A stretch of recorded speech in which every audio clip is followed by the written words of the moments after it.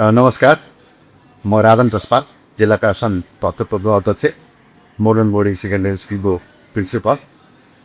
जिल्ला प्रशासन भक्तपुरले आफ्नो सदस्य विद्यालयहरूको शैक्षिक गुणस्तर अभिवृद्धिको लागि त्यहाँ विद्यालयमा अध्ययन गरेका विद्यार्थी भाइ बहिनीहरूको अन्तर्निहित प्रतिभा प्रस्फुट गराउनका लागि शिक्षक तथा कर्मचारीहरूको क्षमता अभिवृद्धि तथा व्यक्तित्व विकास गराउने खालका विविध सेवा कार्यक्रमहरू तालिमहरू हामी यस्ता सञ्चालन गर्दै आइरहेका छौँ।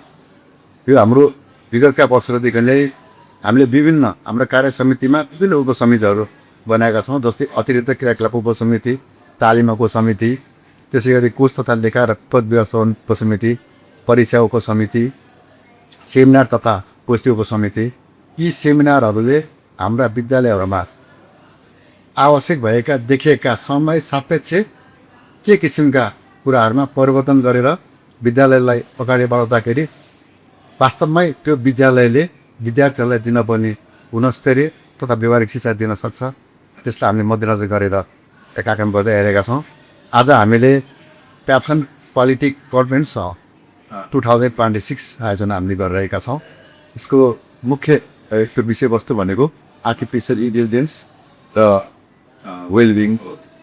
अब अहिलेको समयमा हामीले शिक्षासँग एआईले जोड्न धेरैले महत्त्वपूर्ण छ। समयअनुसार विद्यार्थीहरूलाई कक्षा कोठामा एआईसँग जोडेर हामीले अगाडि बढाउने हो भने पक्कै पनि हामीले जुन उद्देश्यका साथ पैसा मार्ने अगाडि प्रवेश गर्छौँ, शिक्षकहरू प्रवेश गर्नुहुन्छ, उहाँले चाहिँ हतार हप्तामा जेर पार्टीबाट यसले गर्दा पनि छ भने अब अहिलेको समयमा बच्चाहरूलाई एकरो हामीले गयो पढाइ भन्दै कुरो पढाउनले काम गऱ्यो भने पक्कै पनि बच्चालाई मोनोस्टोन्स हुनसक्छ।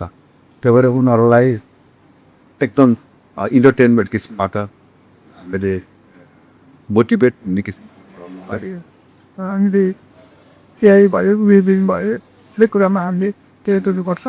त्यसैले मध्यनजर गरेर आज यो क्याप्सन पोलिटिक आयोजना गरेका छ।